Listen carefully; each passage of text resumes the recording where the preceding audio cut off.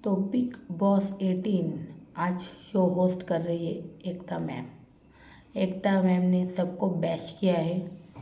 फिर चाहे विवियन हो, अविनाश हो, रजत हो, चाहत हो या फिर और कोई हो।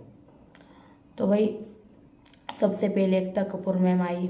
वो एक्चुअली उनके मूवी का प्रमोशन करने आई थी। तो उसी बहाने से उन्होंने वीकेंड का वार भी शूट कर लिया। वो पहले भी आ चुकी है तो उन्हें एक्सपीरियंस है, लेकिन बहुत अच्छा बैश किया उन्होंने। बहुत अच्छी क्लास लगाई है सबकी, खास करके सारा और चाहत के। तो ऐसा लग रहा था थोड़ा थोड़ा कि एकता कपूर विवियन के ग्रुप को थोड़ा थोड़ा सपोर्ट करने आई है, पता नहीं क्यों। लेकिन कुछ चीज़ें तो गलत हुई थी सारा की तरफ से, हमें पता है। सारा को भी बहुत अच्छे से बैश किया है एकता मैम ने। तो भाई सबसे पहले आते ही उन्होंने नागिन सीरियल का प्रमोशन चालू कर दिया। उन्होंने कहा कि नागिन के लिए मैं कास्टिंग करने आई हूँ, उसके लिए विवियन और चाहत को एज अ लीड बुला लिया, हीरो और हीरोइन के लिए, और उनसे नागमणि टास्क करवाया जो उनके सीरियल की यूएसपी है। तो नागिन टास्क हुआ बिटवीन विवियन और चाहत। तो चाहत तो एक्टिंग कर रही थी, लेकिन विवियन इतना उसको रिस्पॉन्ड नहीं कर रहा था। तो इस वजह से मतलब विवियन इतना इंटरेस्ट दिखाया नहीं एक्चुअली चाहत के साथ, ऐसा मुझे लगा। आई डोंट नो आपको क्या लगा, मुझे ज़रूर बताइएगा कमेंट सेक्शन में। तो इतना वो मतलब खुल नहीं रहा था विवियन उसके साथ एक्टिंग करने में। आई थिंक कंफर्टेबल नहीं था, आई डोंट नो उसका इशू है। लेकिन चाहत के साथ वो जो पॉकेट में हाथ डाल के खड़ा रहा, तो बस खड़ा रहा और वही डायलॉग बोल रही थी चाहत। और उसके बाद चाहत ने भी फिर देखा कि वो कुछ रिस्पॉन्स नहीं कर रहा। फिर चाहत ने भी कहा कि मुझसे और इतनी एक्टिंग नहीं होगी, तो मैं चलती हूँ। तो बस बैठ गए। उसके बाद भाई शर्टलेस परफॉर्मेंस हुआ अविनाश का। तो शिल्पा जी ने कहीं कहीं कहा होगा लाइव फीड में, हमें तो कुछ पता नहीं, लेकिन लाइव फीड में शिल्पा जी ने शायद कहा होगा कि अविनाश को शर्टलेस परफॉर्मेंस करते हुए देखना चाहती है। तो बस वही, तो अविनाश ने शिल्पा जी के साथ परफॉर्म किया। मुझे लगता है शिल्पा जी का थोड़ा थोड़ा झुकाव अभी विवियन के ग्रुप की तरफ हो रहा है। वो विवियन के ग्रुप से मतलब अभी ईशा की भी साइड ले रही, सारा से झगड़ती है। चलिए सारा तो थोड़ा बहुत गलत बोलती है, लेकिन शिल्पा जी ने कभी साइड नहीं ली। लेकिन अभी शिल्पा जी थोड़ी थोड़ी ईशा की साइड लेते हुए दिखाई देती है, उसकी तरफ से झगड़े करते हुए सारा से हमें दिखाई देती है। तो लगता है विवियन के ग्रुप की तरफ उसका झुकाव होने लगा है बहुत। तो उसके बाद अविनाश और शिल्पा जी का परफॉर्मेंस हुआ भाई शर्टलेस। क्या था हुआ ना, क्या करूँ ओ लेडीज़ में हूँ आदत से मजबूर, और बहुत अच्छा डांस किया उसने। फिर उनका परफॉर्मेंस हुआ। उसके बाद सीसो वाला टास्क हमें देखने को मिला, जो मतलब बहुत ज़्यादा एरोगेंट है, या फिर बहुत ज़्यादा आपे से बाहर जाता है उसको, या फिर बहुत गुस्सा करता है उसको वो जो बोरियाँ थी वो देनी थी। तो इस टास्क में रजत को सबसे ज़्यादा बोरियाँ मिली और विवियन को 2-3 ही मिली। मुझे लगता है यार वीकेंड का वार में जब जो श्रुतिका विवियन के इतने खिलाफ थी, उसने बोरी रजत के यहाँ रख दी। मुझे लगता है नॉमिनेशन इस बार भी शायद विवियन के हाथ में, क्या है मुझे लगता है पिछली बार भी विवियन के हाथ में नॉमिनेशन था। तो बस नॉमिनेट ना कर दे ये विवियन नॉमिनेट ना कर दे, इसलिए ये सब कुछ किया जा सकता है गुड बुक्स में रहने के लिए। तो बहुत लोगों ने रजत को किया, रजत की बोरियां ज़्यादा थी, क्योंकि रजत ने पिछली बार सच में टास्क के दौरान बहुत ही एरोगेंट बिहेव किया था, बहुत ही आपे से बाहर हो गया था रजत। भाग के जाना, कॉलर पकड़ना, ये तो हमेशा का हो चुका है रजत का। तो बस इसीलिए रजत को बहुत लोगों ने डाला। तो ये टास्क रजत ही जीत गया ज़्यादा बोरियां लेके। और उसमें साबित हुआ कि विवियन ज़्यादा एरोगेंट थी। उसके बाद भाई एकता कपूर ने एक एक को बैश करना स्टार्ट किया। तो सबसे पहले तो श्रुतिका को कहा, मेरा थोड़ा सा चला गया था, मुझे बताना अगर कुछ मिस हुआ तो। श्रुतिका को पूछा गया Vivian as the time god biased है या नहीं। तो श्रुतिका ने कहा as the time god Vivian उसके ग्रुप की तरफ बहुत बायस्ड है, मतलब उसके ग्रुप के लोगों से बहुत तहजीब से, बहुत तमीज़ से, बड़े प्यार से वो इंसानों की तरह एकदम अच्छे से बात करता है। और हम लोगों से एकदम एरोगेंट, ए मेरे कॉफ़ी के मत को हाथ मत लगाना, और अगर छुआ तो धोकर वापस रख देना। तो एकता जी ने कहा ये उसका हाइजीन का प्रॉब्लम हो सकता है, हाइजीन किसी किसी को हाइजीन पसंद होती है। तो लेकिन श्रुतिका ने कहा कि नहीं, वो उसके ग्रुप की तरफ बहुत बायस्ड है और हम लोगों से अच्छे से बात नहीं करता। अगर वो टाइम गॉड है तो उसको सबको साथ लेके चलना चाहिए, सबसे प्यार से बात करनी चाहिए, जो कि बिल्कुल करता नहीं है विवियन की तरफ से कुछ नज़र नहीं आता, सबसे एरोगेंटली बिहेव करता है, सिर्फ ईशा, एलिस और अविनाश को छोड़ के। तो ऐसा श्रुतिका ने कहा हमारे साथ बहुत अलग होता है। उसके बाद अरफिन की क्लास ली गई। अरफिन को भी बहुत कुछ मतलब बोला गया कि तुम सारा की साइड लेते हो, मतलब सारा की साइड लेते हो, लेकिन सारा जब गलत होती तो तब तुम बीच में आवाज़ क्यों नहीं उठाते। जबकि इन दिनों नॉमिनेशन के बाद जिस तरह सारा का बिहेव था, जो बहुत ही गंदा, घटिया और बहुत ही अलग था। अविनाश और ईशा और एलिस के रिश्ते के बारे में बहुत कुछ गंदा गंदा बोला गया था सारा की तरफ से, तब भी अरफिन ने उसके बीवी को कुछ नहीं समझाया, बस यही कह रही थी एकता जी।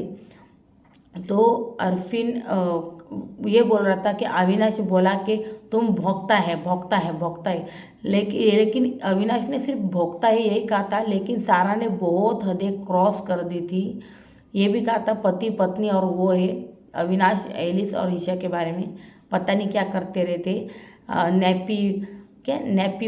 नैपी देनी चाहिए, बॉय है, बहुत कुछ, छोटा बॉय है, बहुत कुछ कहा गया था, बहुत ही गंदा गंदा कहा गया था। तो ये सब सारा की तरफ से बहुत कुछ बोला गया था, बहुत कुछ। अब मैंने अभी तो लाइव फीड नहीं देखी, लेकिन एपिसोड में भी बहुत सुनने को गंदा लग रहा था, इतना गंदा गंदा बोला गया था उसके लिए। और ऊपर से उसने ईशा के साथ मतलब ईशा को धक्का भी दिया था, ऐसा भी कुछ किया था सारा ने, तो बहुत अति कर रही थी वो, तो इसी की वजह से उसको बोला गया। और फिर उसके बाद आई चाहत की बारी। चाहत को कहा कि तुम क्यों भाई लड़की कार्ड खेलना चाहते, तुम क्यों लड़कियों को शो में कमज़ोर दिखा रही हो, क्या तुम अकेली इस शो में आई हो जो लड़कियों और बाकी सब लड़के हैं, तुम अकेली ही हो क्या टीवी इंडस्ट्री में, अकेली ही काम कर रही हो, सिर्फ एक बिग बॉस इकलौता शो है जहाँ पर तुम एक लड़की काम कर रही हो, ऐसा क्यों कर रही हो तुम, तो क्यों लड़की कार्ड खेलना है तुम्हें, जो वुमन कार्ड चाहत हमेशा से खेलती है, हमेशा कहती है एक लड़की को नेशनल टेलीविज़न पे इसने ऐसा कहा, इसने वैसा कहा, मतलब वो विवियन हो या अविनाश हो, उसके मुद्दे हमेशा उन दोनों की तरफ से ही होते।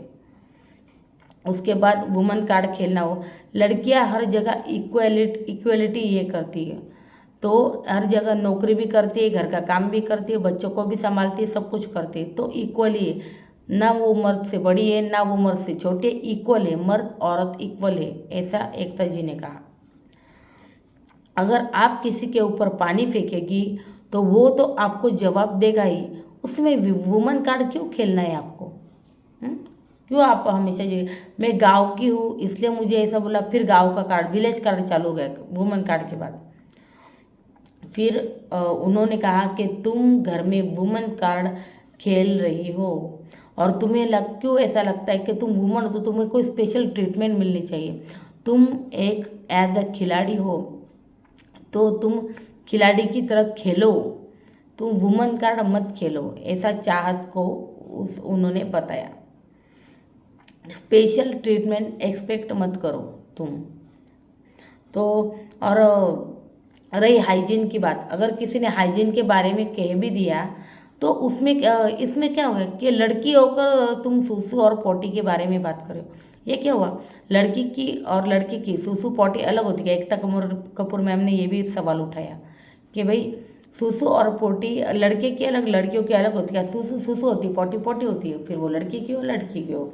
हाइजीन की बात हो रही है, आप वहाँ पर एक कंटेस्टेंट है, आप वहाँ के उस घर के सदस्य है, तो बार बार ये लड़की होके ऐसा कहा, लड़की होके वैसा कहा, वाई दिस लड़की कार्ड अगेन एंड अगेन। तो बस यही कहते हुए हमें एकता जी सुनाई दी।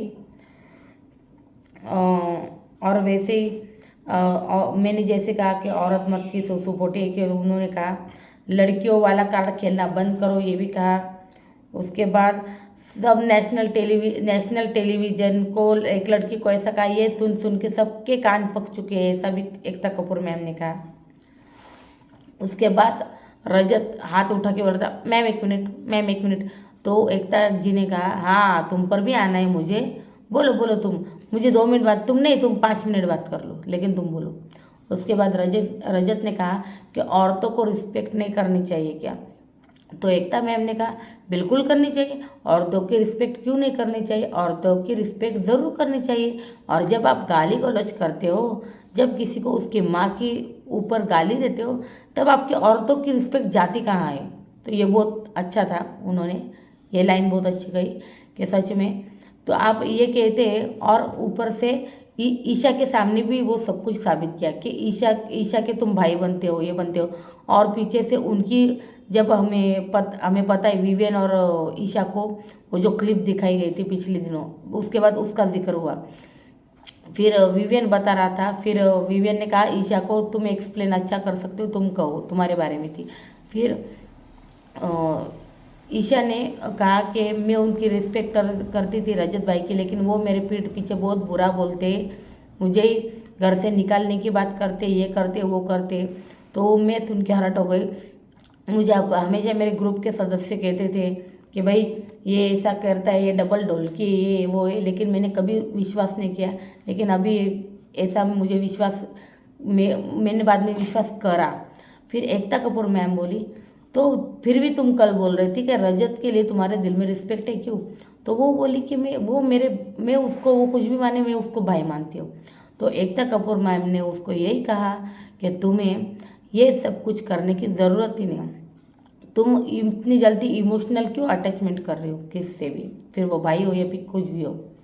तो ये उन्होंने उसको एकता कपूर मैम ईशा को समझाते हुए दिखी भाई। उसके बाद वो रजत को पूछा गया भाई तुम विवियन से इतना चिढ़ते क्यों? तो उसने कहा रजत ने कि भाई विवियन ने मुझे जेल में भेजा था, मैंने उसको बोला था कि मुझे फोबिया है जेल का, आपके शर्ट पे जो लिखा है साबरमती उसी जेल में मैं था, ऐसा रजत हमें एकता जी से कहते हुए दिखाई दिए। तो उसी जेल में वो था, ऐसा वो उसने कहा कि जेल का मुझे फोबिया होते हुए भी विवियन ने मुझे जेल में डाला, मैंने उसको ना कहा फिर भी डाला जानबूझ के। तो एकता कपूर मैम ने बस यही कहा है, आप है ना सब इनको स्टार कहते हैं, मतलब ये सब स्टार लोग हैं, हम अलग है। तो भाई स्टार लोग अलग होते हैं और आप नॉन स्टार अलग होते हैं क्या? तो रजत ने कहा भाई सारा अरफिन और मैं, सारा और अरफिन को कोई बोलेगा मैं भी बीच में बोलूँगा, तो क्यों आपको थोड़ी बोला है? तो बोले नहीं वो मेरे ग्रुप मतलब मेरे लोग हैं, मैं उनके लिए ज़रूर स्टैंड लूँगा, मैं उनके लिए ज़रूर बोलूँगा, ऐसा रजत ने कहा। उसके बाद एकता कपूर मैम ने भी रजत को बहुत समझाया कि तुम एक्टर और नॉन एक्टर इनके बीच में ऐसा मत करो। पहले तुम बग्गा जी के साथ भी बैठे थे, तो उसने कहा कि भाई बग्गा जी ने भी पीछे से उसके लिए कुछ कहा, इसलिए उसने बग्गा जी का भी साथ छोड़ दिया। तो बस यही सब कह रहे थे कि रजत बिल्कुल भी भरोसे के लायक नहीं है। फिर उसके बाद एकता मैम ने कहा कुछ भी हो तुम किसी के पेरेंट्स पे नहीं जा सकते, क्यों पेरेंट्स पे जाना है तुम्हें इसके ऊपर। उसके बाद शिल्पा जी की बारी आई। शिल्पा जी ने भी शिल्पा जी को इन सब के बारे में ओपिनियन पूछा गया, तो शिल्पा जी ने कहा था कि वो एक्टर और नॉन एक्टर की ऐसी हमेशा बातें करते हैं, हमेशा दो ग्रुप्स में वैसे बातें करते हैं, ये तो एक्टर है तो क्या ये एक्टिंग कर रहे हैं, तो ये फेक है, ऐसा कुछ बोलता रहता है हमेशा रजत। उसको लगता है मैं ही सच्चा हूँ, बस बाकी कुछ नहीं। उसके बाद मैंने जैसा कहा, उसके बाद सारा सारा सारा को भी एकता कपूर मैम ने बहुत बहस किया। आपने अविनाश को बोला पति पत्नी, और वो बोला गया आपकी तरफ से। तो एकता कपूर ने कहा भौंकना गलत है, ऐसा आप कह रहे थे अरफिन और सारा। तो अविनाश के ऊपर आपने जो इतना गंदा गंदा बोला वो क्या था, वो बियॉन्ड गलत से भी वो बहुत ऊपर था। तो अविनाश को क्या बहुत अच्छा बोला गया था, अविनाश को बहुत बुरा बोला गया था। उसके माँ पे मतलब उसके माँ के कोख से उसने जन्म लिया है कि नहीं, या फिर किसी और के कोख से, ये शब्द कितना बड़ा होता है। और उसके माँ के ऊपर इतना गंदा बोलना, बहुत ही गंदा बोली वो सारा। तो बस ये बहुत ही गंदा बोला है। तो एकता कपूर मैम ने सारा की बहुत जम के क्लास लगाई है, बहुत जम के। तो आज के एपिसोड में हमें इतना सब कुछ देखने को मिला। कल अभी रोहित सर आने वाले हैं, अभी देखते हैं रोहित सर क्या बैशिंग करते, किसकी करते, या फिर टास्क लेते, हमें कल पता चलेगा। तो चलिए, ओवरऑल ये था आज का एपिसोड, और ये था आज का मेरा रिव्यू। तो 8 नवंबर वीकेंड का वार का रिव्यू था ये। तो चलती हूँ मैं, गुड नाइट, थैंक यू।